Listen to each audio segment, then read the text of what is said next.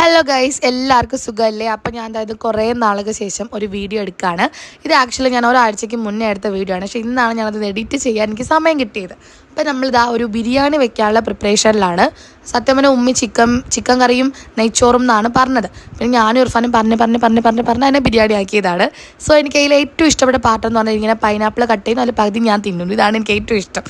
അത് കഴിഞ്ഞപ്പോൾ ചിക്കൻ കറിയൊക്കെ റെഡിയായി. എന്നിട്ടാണ് നമ്മൾ പറഞ്ഞത്. അപ്പോൾ ഉമ്മി പിന്നെ പെട്ടെന്ന് ദമ്മാക്കി. സോ നല്ല ടേസ്റ്റ് ആയിരുന്നേ. അതുകൊണ്ട് ഉമ്മ എല്ലാവർക്കും വെച്ചിട്ടുണ്ടായിരുന്നു. അപ്പം കസിൻസിനൊക്കെ വിളിച്ച് അവർക്ക് കൊടുത്തു. ബാക്കിയുള്ള ബിരിയാണി ഉമ്മയുടെ സിസ്റ്ററിന് മോന് കൊണ്ട് കൊടുക്കാൻ വേണ്ടി നമ്മൾ പോവാണ്.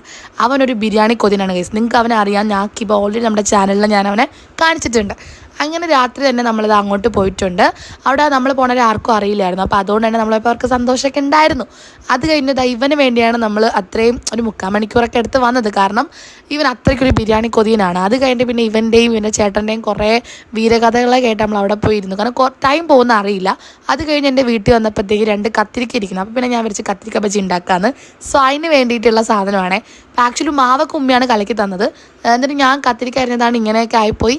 കുഴപ്പമില്ല, നമുക്ക് അടുത്ത തവണ നല്ല സൂപ്പറായിട്ട് ഉണ്ടാക്കാൻ പറ്റും എന്നുള്ള ശുഭപ്രതീക്ഷയിൽ ഞാൻ എന്താ ഇവിടെ നിർത്തുകയാണ്. അപ്പോൾ എക്സാമൊക്കെ ആയതുകൊണ്ട് തന്നെ വീഡിയോസൊക്കെ നല്ല കുറവാണ് ഗൈസ്. എൻ്റെ വീഡിയോസൊക്കെ പാപ്പച്ചി ഞാനും അടിയാണ് വീഡിയോസ് ഇടാത്തതിന്.